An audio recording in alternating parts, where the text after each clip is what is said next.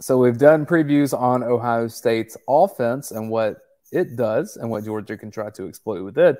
Let's kind of flip the script here and look what Ohio State does on defense and what Georgia faces with it ahead of the college football playoff semifinal. I'm Dayne Young. That's Brent Rollins. This is Film Don't Lie from UGAsports.com. We thank you for watching. That's the three parts of this series: Ohio State's offense, what they do great, Ohio State's offense, but maybe some things Georgia can exploit, and then this one on Ohio State's defense and what Georgia can look to see when it's on offense. Brent, when you first look at what Ohio State did on defense, you start looking at, played in a lot of close games, had some blowouts too, but you didn't see, other than Michigan, I just at least didn't see just a ton of big plays that they gave up. Really good athletes on the side of the ball. I don't know that Ohio State's defense tends to get the credit nationally that maybe it should have earned this season. Well, and it's unfortunate for them. It's because of the one game, right? It's because of the way their schedule was set up and because of how Notre Dame was early in the year. Like if Notre Dame was a little more felt like Notre Dame, and then not lost to Marshall the next week, like that wouldn't have. But True. Just it's because of their schedule. Like, it's okay. We know you're going to do certain things, and you got to show up here at this game, and then they obviously didn't against Michigan. But you have what Jim Knowles that came from Oklahoma State. One of his players even came from Oklahoma State with him. It's really the first, when you think about it, it's the first of this sort of three safety Iowa State Big 12 hybrid type defense, however you want to term it, that Georgia's really going to see. Like, they've seen, some of the 3-3-5, but Ohio State typically plays with 4 down linemen. It's not like Miss State or not like Samford that they played against earlier in the year. So, this is just sort of a unique thing for Georgia. And the biggest thing that, like, when you watch Ohio State's defense over time, and in terms of watching their defense, didn't go watch them play Iowa. Iowa's obviously horrible offensively. Didn't go watch them play Toledo, Arkansas State. Watched them play teams with legitimate quarterbacks. Maryland, Penn State, and then obviously Michigan. They play close to the line of scrimmage. Almost everyone is close to the line of scrimmage consistently. We can see it here. 3rd and 4 play here, and Maryland gets the first down. This is Talia Tagovailoa looking to the sideline instantly, gets a quick route out, and gets 5 yards when he needed a 4. They're very aggressive. I mean, I'm not going to say his name. I'm just going to call him JTT. You can maybe – he's kind of like a Uli Ungale. Like, his name is a very good last name. But this one, they don't rush him. They kind of let him be the spy on this one. But, watching some of their players, there's athletes everywhere.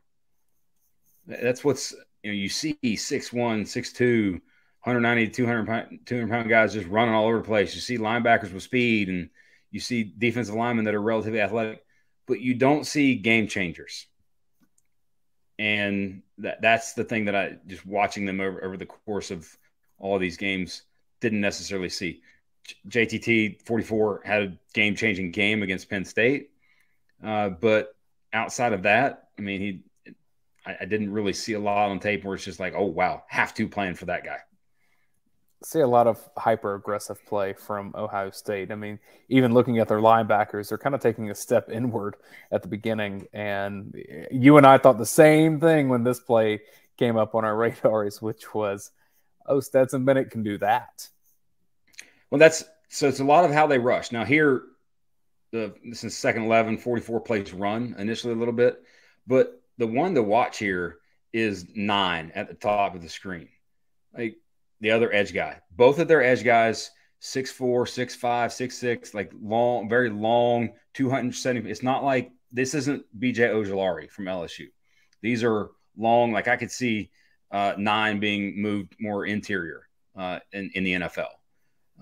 44 next year, it would be interesting. But you don't see a Bosa, you don't see a Chase Young in terms of the edge. But when they rush, like consistently watching them, those edge guys, they rush very wide. Like 9 on this play, I think gets like 12 yards deep. And from where the line of scrimmage was, and at the top of the screen. Yeah. So from there to where he ends up, now granted, that's a tight end that's pushing him by, but that's not hard to block a lot of times. And when you know that's going to be there, like it just gives lanes. And this is one of those games where if I were if there was a 29.5 or 34.5 Stetson rushing yards number, I'd bet the over in this game, just based upon how they rush consistently because they leave lanes. I thought that quarterbacks that tended to do better against Ohio State, and this is true for most of football, so it's not some crazy thing, they were just very decisive. You make a decision and you stick with it. If it's not always the best decision, sometimes that's okay. You're not hesitating in that decision-making process. And typically the quarterbacks that did that stayed in games longer against Ohio State. And this was – I didn't watch a ton of Maryland this year, but I thought Taulia Tagovailoa played pretty darn well against Ohio State. Yeah, solid. Now, this play should look familiar to Georgia fans. The only difference being that the tight end stays into block here versus – because this is the exact play that Bauer scored on the 75-yard touchdown against South Carolina. It's the reception he got that we highlighted last week in the SEC championship game against LSU. But in this case, Maryland's tight ends stayed in here. But the biggest thing to notice, and this is a very consistent, and you pointed out on the last one, but it's very consistent theme watching their defense, is their linebackers are aggressive on play fakes. Like, look where all of them end up after the play fake. They're all at or around the line of scrimmage. And that's just screaming for play action, RPO game stuff right behind, mesh right behind them, all that sort of stuff. And the other thing with this is when you look at Ohio State's defense, especially from PFF grade standpoint, like their front six, their safeties, very high grades, very great grades from the PFF grading standpoint. Where's the deficiency? It's at corner. And both corners here, borderline instantly, within the first 5 yards, are now trailing and getting beat. And I think that's kind of the theme of looking at their defense over time, is that's an area where they've struggled a little bit at corner. It's not great. They have great athletes there, guys that probably end up getting picked at some point in the later rounds because of size, speed, testing numbers. But just in terms of consistency of play, it just hasn't been there. This is why motion just matters so much, and you see Georgia do it on so many plays too, is that with this motion here from Maryland, it just creates so much communication that has to happen from Ohio State. And I think they do the job pretty well. It's just that their speed coming at it from all angles here. So you have jumping back here as a safety, because this safety is now coming down here to defend the flat against this, because it could be a jet sweep, so you need someone down there. It could just be a screen. It could be a ton of different things happening over there. But this could be Ladd McConkey. This could be Brock Bowers. It could be Kyrus Jackson. We've even seen Dom Blaylock once this year on something like this. Georgia will do this a lot. So the question is, what can Georgia receivers do off of this? And can Stetson Bennett stay clean in a pocket long enough that's going to be probably under a little more duress than what Georgia has been most of the season? I would say in general, but I mean, there's only really one guy that I watched from on their front line that, from a pass rushing standpoint, scares me. Now, I will say they'll get hyper aggressive and play some man and bring a lot of blitz, and you're going to have to. And I think against the Michigan game, we're going to show some of that. You're going to have to be ready to get rid of the ball and go make plays before they get to you. But their front four, like, I don't know that I saw. I'd have to go back and look, but I don't remember charting it. Like, their best four pass rushers, I don't know that I saw their best four pass rushers, 33, 44, 51, and 9 on the field at the same time. Right. Because of injuries and because of some of the things they've dealt with, especially 51 being hurt. And we're going to highlight him a little later. So with the point that we both made about linebackers taking such a steep step inward, that also tells me that there's an opportunity for Georgia in its run game that if you block it correctly, you're one cut away from breaking a big run on these guys. So, yeah. Michigan. You say take the it's coming. You say take the over on Stetson Bennett rushing yards. I kind of think you take the over on just general rushing yards for Georgia in this game, because I could see Georgia trying to say, we're going to try to beat you up on the line of scrimmage at first and see where that gets us. And at minimum, I think Georgia will be in the closer role at the end, trying to shut down a tired Ohio State defense with the running game at that point. So bettors out there, I don't know what that rushing line is, but it'd be an interesting one to likely take the over on. Here's one at the goal line for Maryland. Yep. Split zone read. Like we talked about this, it should be Georgia's goal line play all the time. It just puts the defense in conflict. Those defensive ends are hyper aggressive. 9 basically takes himself out of this play on the bottom of the screen. And it's tough, especially when you got a QB that can run. Like, read it. And if that guy the safety comes up and plays QB, boom, pitch it to the tight end. And Georgia's run it some. They're running it more as the season's kind of gone along.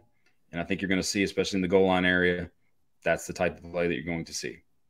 I mean, we saw Bowers in the national championship game last year. I'd have to think this is one maybe they've held on to again. You saw the fake off of it, right? From, was it 2 weeks ago or a week ago? I don't remember at this point. We were like, that's the national championship play, and they didn't throw it to him. Yes. All that's on the table in this game, I think, because of how aggressive they are on the edge. All right, you asked for it. Sorry, Ohio State people. Here's Michigan. Third down aggressiveness. Hey, this is, by the way, every single defender is within 6 yards of the ball. And when that happens, you have to make tackles. You have to tackle. And if you're guarding the guy in the middle of the field, you can't fall down, because that would have been a touchdown too. Now, granted, McCarthy's probably not making that throw, but if he's has any sort of time to see right about – got this receiver in the slot. Oh, the DB fell. That guy. I'm throwing my hand up. That's a touchdown. Like, obviously, and what is Ohio State betting? That they get to you before that ball's out, or that they cover well enough that you got to make a throw into a tight window and you can't do it. But that's what's amazing. Michigan had tons of 3-and-outs in this game, but it was just huge play after huge play that was given up because of this very aggressive defense, especially on third down. 3rd and 9, and they're doing this. Like, I'm going to just – you can see it, but I'm going to draw a circle when the snap takes place here. Look at this. Like, they're not joking. They're coming after you. The difference in this game with this guy. Yep, it really was. Because if this is Cade McNamara, who Georgia abused last year, then Ohio State beats Michigan. Yep. Very true. But it's McCarthy, and he had the game of his life, and Ohio State missed tackles downfield, and it's all or nothing. And if you do that too often against Georgia, you're going to give up some touchdowns and force your offense into some rough situations playing behind on the scoreboard.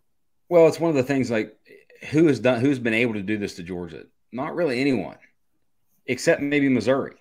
And that was a game where there were some plays in that game that I highlighted in one of the features that I do in UGA Sports, the X's and Fo's thing, where it's like, this is something that might come in and determine 4 or 5 plays that might determine whether or not you win a national championship. Mm-hmm. And this might be that in this game, 4 or 5 plays that you're kind of determining whether or not you win the game, depending upon how well you play otherwise. That just, that's gambling. So I want to talk about this technique from, look, you're on an island by yourself. I'm talking corner here for Ohio State. So I want you to watch him at the snap. He has 0 help behind him, so he has to know that. Backs up. Now I'm going to completely turn and face the quarterback. And now, like, he's turning to run already, and he knows I can't get beat over the top. And yet this is the angle you take, because you don't have much help coming from the field, my friend. Got turned around. Like, it was just not good. Now, granted, some of this stuff, health, some of their DBs, getting healthy, not healthy in this game, that kind of stuff. We'll worry about that, and we'll analyze that after this game. But it does matter for them, obviously, to try to be at full strength as much as they can be defensively. But even healthy. Like it's just they haven't gotten consistent play from the cornerback spot all year, for that matter. And look, all this happens, and Michigan's running back here whiffs on a block. It's completely useless on this play. Just a great play by the QB, and one missed tackle, gone. Boom, nothing there. Done. 3rd and 8 again. That was 3rd and 9 a second ago. Here's 3rd and 8 for McCarthy. So this is one where I'm just kind of curious. And by the way, you talk about explosive plays, big plays. Maryland, so explosive play, over 10 yards running or over 15 yards throwing. Maryland, Penn State, Michigan had 26 plays, explosive plays in those 3 games against Ohio State's defense. This is one, you got a bunch set at the start of at the formation. Georgia loves the bunch set. Maybe not necessarily receiver driven like this is, but so tight end driven. But Bowers is a receiver anyway. The other thing here that I'm curious about is how much freedom do their edge rushers have? Because we talked about, well, oftentimes they really rush wide. Well, this time it kind of comes inside, and now McCarthy has the ability to escape, and now you're just playing backyard ball, and the receiver takes off down the field, leaves the DB. I'm always curious about sort of what freedom, those edge rusher guys, if they're saying, hey, best player, or you're my best guy, if you can beat this guy inside, beat him inside. That doesn't happen at Georgia. I'm always curious about it for other teams. You could just imagine this is Stetson Bennett scrambling and finding McConkey just kind of sitting in a hole back there after this. You could kind of see this in your head because McConkey would be in that bunch set. 3rd and 11. Again, you mentioned like Michigan was slowed a lot in this game, but at the critical times, Michigan made plays and Ohio State couldn't stop them. And here you get off field, force field goal. And this is one reason I want to highlight this play is the middle of the field. Because when I watch the tape consistently, this guy to me is just their most explosive interior pass rusher. He's the right defensive tackle and just destroys Michigan center, who has won a bunch of awards already. Michael Hall, one of those. But he's been on a pitch count, played like 10 to 15 snaps a game for the past month and a half, had a shoulder thing, I think it was. I saw where he said he's going to be 100% healthy for this game. He's it's kind of Grady Jarrett-esque. Low, smaller, quick to the ground. For the most part, the rest of their interior guys defensively are just big bodies that take up space. They don't make plays. But he's the one that's a playmaker. And if he can play and be there consistently, that obviously helps their defense. 9 here as well, like on the top of the screen, instantly beating the right tackle. Like with his length, he's just a very long, not explosive pass rusher, but just has length that is going to possibly be bothersome for Georgia's tackles. I wanted to include this play because it is 3rd and 11. It is down here in the red zone. Ohio State's defense does get pressure. They force McCarthy to do something that's not as comfortable for him, and that's kind of throwing against his body. But the main thing is it's a safe throw in the sense that it's kind of out of the back of the end zone. But I probably paused it at a poor time here. That's a flag coming in right here for pass interference. There's an opportunity for Georgia to get some of these cheap penalties here on things. It's no risk because the pass can't be caught, but you might get a first down out of it. And Ohio State's defensive backs wouldn't say that they're the most disciplined bunch in the world. Opportunities. I think that's probably the appropriate word. Because they should have gotten off the field right there. Yes. And did not. 3rd and goal. If you're going to use wide alignments like they do, and they oftentimes the edge guys are very, that sort of wide 9, however you want to term it, technique, like you're just giving space for a QB run game, especially in the goal line. I don't see Georgia doing this ever. No, not with its current quarterback. I don't think you could probably say that with any quarterback in the current offensive scheme. There may be one day I could see Vandegrift potentially, maybe sort of kind of. But it's goal line. When you're near the goal line, like QB run game. And that's two examples we've shown where it's resulted in touchdowns. Was this a fake screen to 14 down here? What's check out his little movement here. Or is he just late? Yeah, it's a fake screen. And then he goes out to block. That's kind of useless. I guess it's just making sure that this defender doesn't crash inside. Trying to pull him a little bit. Kind of useless there. All right. I mainly included this just to show when you are aggressive, that one cut I was talking about, and I did not do a good job of cutting this play up. One cut, gone.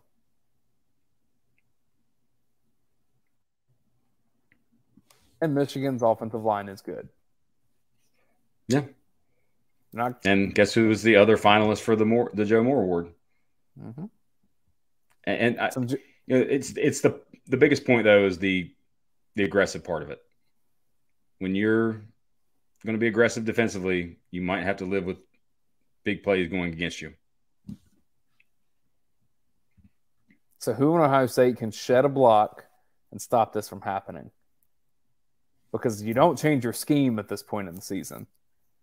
You just have to maybe slightly tweak some things because Georgia's going to try to do this, and Georgia has the players to do this. You don't have to change the last name on the jersey. This could be Dayne Edwards instead of Donovan. Same recruiting class, right? Or no? And Georgia, same recruiting class. Georgia wanted Donovan too. Yep. So there you go. There's a look at some of what Ohio State does on defense. Overall, athletes are there, and the aggressiveness is there. I could even see some takeaways being there. But there's also opportunities for Georgia to gain a lot of yards and score a lot of points and put more pressure on Ohio State's offense to be virtually perfect. I don't see Ohio State's defense being of the caliber just to shut Georgia out or keep Georgia below 20 points or anything like that. Because I don't know that Ohio State's seen a whole lot like Georgia on offense either. No, and we think about the games we just showed highlights from. Maryland, Penn State, Michigan. Legit offenses they played that have seemingly legit quarterbacks all got over 30 points. Those three teams, by the way, and the other thing that didn't really mention, 9 and 44, those edge guys, they rarely come out of the game. They're on the field a lot. And those three teams scored 55 points against Michigan in the fourth quarter. Now, Penn State got a late touchdown when it was already a 20-point game, but still, it's those same guys that are on the field. Georgia gave up 50 points in the fourth quarter of the entire season. So if you get into the fourth quarter of this game, one team's kind of built for this. The other is not. And like you said, I think defensively, short of getting turnovers, I think that's the equalizer for Ohio State's defense, and they're probably going to have to take some chances to get those turnovers. Without them, they're going to give up points, and Georgia's going to get yards. Well, if Michigan showed you, it's how do you punish an aggressive defense like Ohio State? You get yards after the catch, and you take your one-on-one opportunities and you exploit them. Georgia has one of the best players in the country at that in Brock Bowers, one of the best players in the world doing that. So I could totally see a 3-yard pass from Brock Bowers that turns into something much bigger, and then doing that over and over and over and over again, and just testing Ohio State. Are you really going to get that close to the line of scrimmage? Because if you do, we'll leak this guy out for 5 yards and see if it turns into 65. Yep. Very true.